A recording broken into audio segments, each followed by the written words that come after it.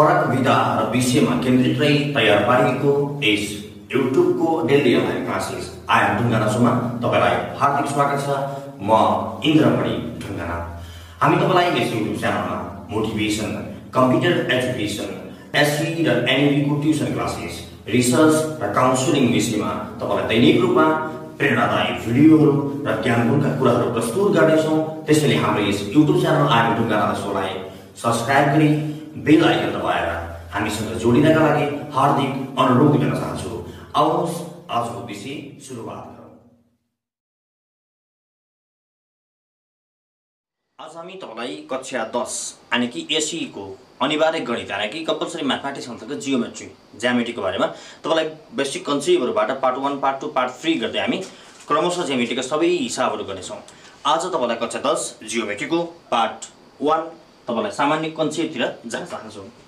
फर्स्टमा जियोमेट्री सुरु गर्नुभन्दा अगाडि फर्स्टमा जियोमेट्रीको उत्पत्ति कसरी भएको त, जियोमेट्रीको कन्सेप्टको बारेमा थोरै कुरा गरौँ। फर्स्ट तपाईलाई कुरा गरौँ, एउटा थोप्ला छ, यसलाई भन्छ पोइन्ट यानी कि बिन्दु। तपाईलाई एक पोइन्ट पोइन्ट मिलेर लाइन भन्छ, जसलाई भन्छ रेखा। फेरि एकपटक भने, एउटा बिन्दु बिन्दु बिन्दु मिलेर रेखा भन्छ। यो रेखा कहाँबाट सुरु हुन्छ र कहाँ गएर अन्त्य हुन्छ थाहा छैन, भनेको it has no any beginning point and no any end point. एउटा रेखा छ, यो रेखा कहाँ गएर अन्त्य हुन्छ थाहा छैन र कहाँबाट सुरु भएको थाहा छैन। यसलाई के भन्ने रे, लाइन भन्ने यानी कि रेखा भन्ने। यदि मैले यो रेखालाई एक ठाउँमा काटे भने, एकछिनलाई मान्नुस्, यो बिन्दु भयो, बिन्दु बिन्दु मिलेर रेखा भयो। यो रेखा कहाँबाट सुरु हुन्छ र कहाँ गएर अन्त्य हुन्छ थाहा छैन, तर मैले यो रेखालाई एक ठाउँमा कट गरेँ, काटेँ। जब मैले यो रेखालाई एक ठाउँमा काट्छु, मान्नुस् यहाँ ए छ, यहाँ बी छ, कहाँबाट सुरु भयो त, ए बाट सुरु भयो। यानी कि सुरु भएको बिन्दु थाहा छ हामीलाई, एकछिनलाई मान्नुस्, तर हामीलाई कहाँ गएर अन्त्य हुन्छ थाहा छैन। यसलाई भन्छ किरण यानी कि रे। म्याथमेटिक्सको भाषामा यसलाई भनिन्छ भेक्टर। तपाईलाई प्रकाशको किरण कहाँबाट सुरु हुन्छ, सूर्यबाट सुरु हुन्छ, कहाँ जान्छ, जहाँसम्म पुग्छ त्यहाँसम्म जान्छ। ताकि प्रकाशको किरण कहाँसम्म पुग्छ हामीले फिक्स भन्न सक्दैनौँ, तर कतातिर जान्छ त्यो एरिया पनि भन्न सकिन्छ। यसलाई के भन्ने रे, किरण और रे भन्ने और भेक्टर भन्ने। म फेरि हालसम्म जति पढाएँ त्यो एकचोटि सर रिभाइज गर्न चाहन्छु। सुरुमा बिन्दु यानी कि पोइन्ट, सबभन्दा सानो पार्ट हो यो पोइन्ट पोइन्ट मिलेर के भन्छ रे, रेखा भन्छ। यो रेखा कहाँबाट सुरु हुने र कहाँ गएर अन्त्य हुने थाहा हुँदैन। यदि यो रेखालाई मैले एक ठाउँमा काटेँ भने यसलाई के भन्ने रे और भेक्टर र किरण भन्ने। तपाईलाई यसमा एउटा बिगिनिङ पोइन्ट थाहा हुन्छ र तर यसको एन्ड पोइन्ट थाहा हुँदैन। यदि मैले यो रेखालाई दुई ठाउँमा कट गरेँ भने, यदि मैले रेखालाई दुई ठाउँमा कट गरेँ भने, एक ठाउँ र दुई ठाउँमा कट गरेँ भने यसलाई के भन्ने त, यसलाई भन्छ रेखाखण्ड। रेखाखण्ड यसलाई इङ्ग्लिसमा भन्छ लाइन सेगमेन्ट। यो लाइन सेगमेन्ट भनेको कहाँबाट सुरु भयो थाहा हुन्छ र कहाँ गएर अन्त्य भयो थाहा हुन्छ। फेरि एकपटक भन्छु, सर र यहाँसम्म जहाँसम्म पढाएँ एकचोटि फेरि रिभाइज गर्न चाहेँ। एउटा बिन्दु बिन्दु बिन्दु मिलेर रेखा भन्छ। यो रेखा कहाँबाट सुरु हुन्छ र कहाँ गएर अन्त्य हुन्छ थाहा हुँदैन। It has no any beginning point no any end point. तर यदि मैले रेखालाई एक ठाउँमा काटेँ भने, यानी कि यो सुरुवात बिन्दु थाहा छ भने र अन्त्यको बिन्दु थाहा छैन भने यसलाई रे भन्ने और भेक्टर भन्ने। यदि मैले यसलाई दुई ठाउँमा कट गर्छु भने यसलाई के भन्ने, रेखाखण्ड भन्ने और लाइन सेगमेन्ट भन्ने। सर किन पढाउनु भएको त भन्दा तपाईँले सोध्नु होला, सानो चिज किन पढाए त भन्दाखेरि जियोमेट्रीका प्रत्येक प्रायः हिसाबहरू यिनी रेखाखण्डहरूबाट आउँछ। सर्कलहरू बाहेक, कर्भहरू बाहेक प्रायः जियोमेट्रीका हिसाबहरू यिनी रेखाखण्डबाट आउँछ। अब जाउँ तपाईँलाई एकछिनलाई एउटा रेखाखण्ड, दुईटा रेखाखण्ड र तीनटा रेखाखण्ड। यदि मैले यो तीनवटा रेखाखण्डहरूलाई कतै क्रस गरियो भने, यानी कि एउटा चित्र बन्दो रहेछ।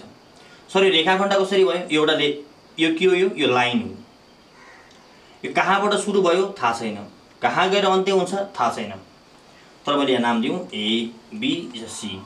तर यो रेखा गएर काटिएछ सी र बीमा काटियो, कहाँबाट सुरु भयो सीबाट, कहाँ गएर अन्त्य भयो बीबाट। यसलाई के भन्दो रहेछ, लाइन सेगमेन्ट। यो पुरालाई के भन्ने, लाइन। यो काटिएको भागलाई के भन्ने, लाइन सेगमेन्ट। यस्तै गरी यो पनि हेर्नुहोस्, यो पुरै भाग के हो त, लाइन हो।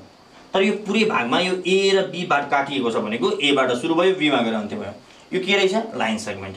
यस्तै गरी यो पनि हेर्नुहोस्, यो पुरै के हो, लाइन हो। यो लाइनमा दुई ठाउँमा काटियो त यो के रहेछ, लाइन सेगमेन्ट रहेछ।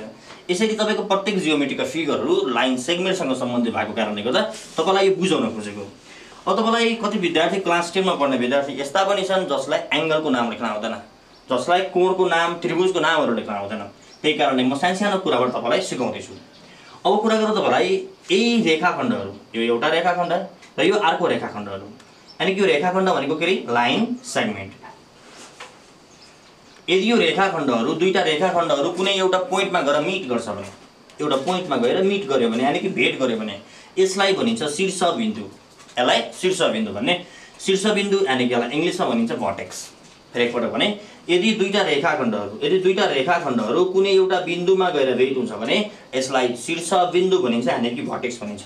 अब अर्को जान्नुपर्ने चीज, जहाँ शीर्षबिन्दु हुन्छ त्यहाँ एंगल यानी कि कोण बन्छ। अब कुरा गरौँ यहाँ थियौं कोण बन्दो रहेछ, एंगल दुईटा कोण बन्यो।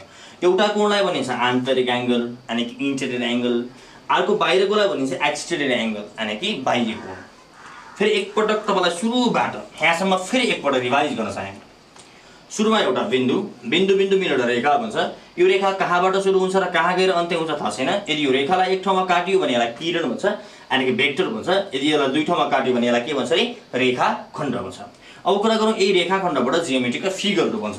मैले मानौ एउटा नाम दियो एबी भनेर नाम दियो, त यसलाई एकछिनलाई मान्नुस् यति मात्र छ रे, यो सुरु भएको पार्ट छ र यो अन्त्य थाहा छैन भने यसलाई भन्छ एबी भेक्टर भन्छ। तपाईलाई यदि यही पार्टमा ए र बी भनेर दियो भने यसको नाम के लेख्ने त एबी भनेर नाम लेखिन्छ। तपाईलाई सिम्पल पाराले भने कि तपाईलाई यही दुईटा रेखाखण्डहरू मान्नुस् यहाँ एउटा नाम छ एबी छ एउटा बीसी छ। दुईटा रेखाखण्डहरू एउटा बिन्दुमा गएर भेट भयो, एउटा पोइन्टमा गएर भेट भयो। कहाँ भेट भयो त बीमा गएर भेट भयो। हेर्नुस् यहाँ यानी कि बी भन्ने पोइन्टमा गएर दुईटा रेखाखण्ड भेट भयो। कुन रेखाखण्ड भेट भयो त एउटा एबी र एउटा बीसी। दुईटा कहाँ गएर भेट भयो बीमा भेट भयो। यसरी भेट भयो भने यसलाई के भन्ने रे भर्टेक्स भन्ने यानी कि शीर्षबिन्दु भन्ने।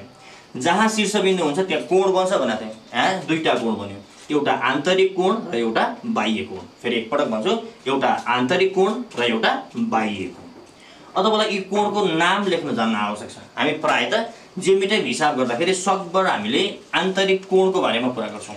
एकछिनलाई मैले मान्नुस् आन्तरिक कोण यानी कि भित्रको कोणको नाम लेख्न पर्यो भने एंगल एबीसी। एकपटक एंगल एबीसी और एंगल सीबीए। सर यो नाम कसरी लेखियो त यसको बारेमा कुरा गरौँ। यो बी भन्ने चीज ठाउँमा एंगल बनेको छ। कहाँबाट रेखा आयो, एउटा सीबाट आयो, एउटा केबाट आयो एबाट आयो भनेपछि कि त एबीसी बीलाई बीचमा पार्न पर्यो या त सीबीए बीलाई बीचमा पार्न पर्यो। जसरी पनि बी बीचमा आउन पर्यो। त्यसो भने यो बाहिरपट्टिको एंगलको नाम के लेख्ने त, यसको पनि त नाम होला। यो पनि त ए र सी बाट आएको यानी कि यसको एंगलको नाम पनि एंगल एबीसी, यसको एंगलको नाम सीबीए हुन पर्ने। यसको नाम लेख्नु भन्दा अगाडि यो आन्तरिक कोण हो भने यो बाह्य कोण हो। यो बाह्य कोणलाई हामीले एक्सटेरियर एंगल और यसलाई हामीले रिफ्लेक्स एंगल भनेर पनि लेखिन्छ। तपाईले जान्न पर्यो यो बाहिरको नाम लेख्न पर्यो भनेर कसैले सोध्यो भने तपाईले भन्न पर्यो आरईएफ रिफ्लेक्स एंगल एबीसी भन्न पर्यो। भित्रको एंगलको नाम लेख भन्यो भने एंगल एबीसी। नाम त एउटै रहेछ तर बाहिरपट्टिको पार्टलाई रिफ्लेक्स भन्नुस्, भित्रपट्टिको पार्टलाई केही पनि लेख्न आवश्यक छैन। अब तपाईलाई म फेरि एक दुईवटा एंगलहरू बनाएँ ताकि तपाईलाई नाम लेख्नलाई सजिलो होस्। एकछिनलाई मान्नुस् मैले यस्तो बनाएँ, यहाँ लेखेँ एक्यूआर। तपाईलाई यहाँ थियो एंगल बन्यो। अब यो एंगलको भित्रको एंगलको नाम लेख्न पर्यो भने यानी इन्टेरियर एंगलको नाम लेख्न पर्यो भने एंगल कहाँबाट आयो त, एउटा एबाट आयो र एउटा केबाट आयो आरबाट आयो। यो क्यूलाई बीचमा राख्नुस्। केबाट आएछ, एउटा एबाट आयो एउटा आरबाट आयो। या त क्यूलाई बीचमा राख्नुस्, आरबाट आयो र एबाट आयो। यो जता राखे पनि मतलब भएन, तर याद गर्नुस् कि यो क्यू जहिले पनि बीचमा हुनुपर्छ। यानी कि यसको नाम रहेछ एंगल एक्यूआर यानी कि एक्यूआर यसरी गयो क्लकवाइज और आरक्यूए यानी कि आरक्यूए आयो यानी कि एन्टी क्लकवाइज। अब तपाईलाई कुरा गरौँ,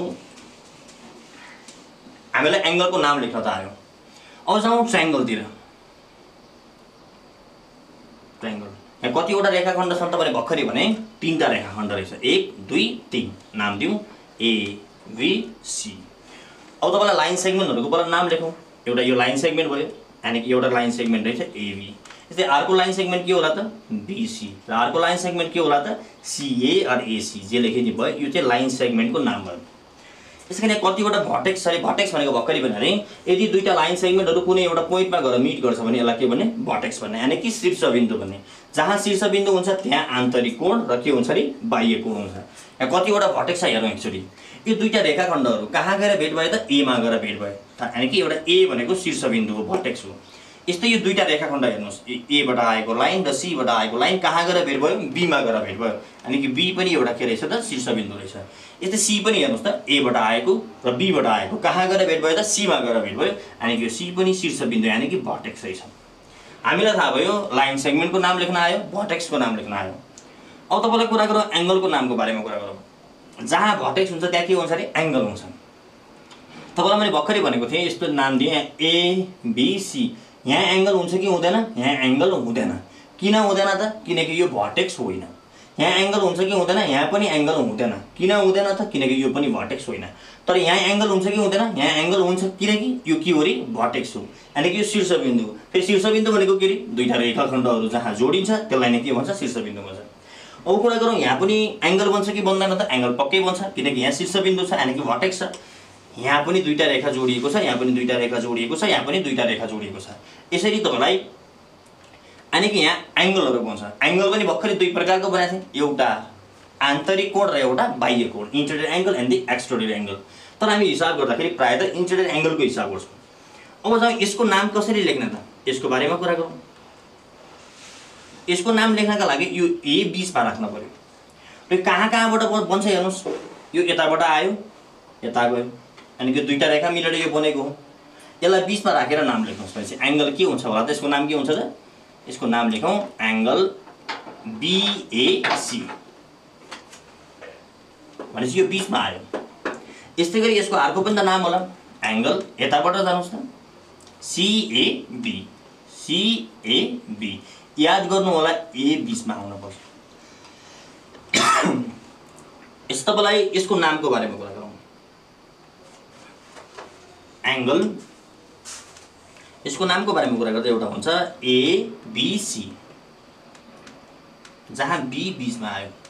यस्तै अर्को होला एंगल सीबी र ए, जहाँ बी बीचमा आयो।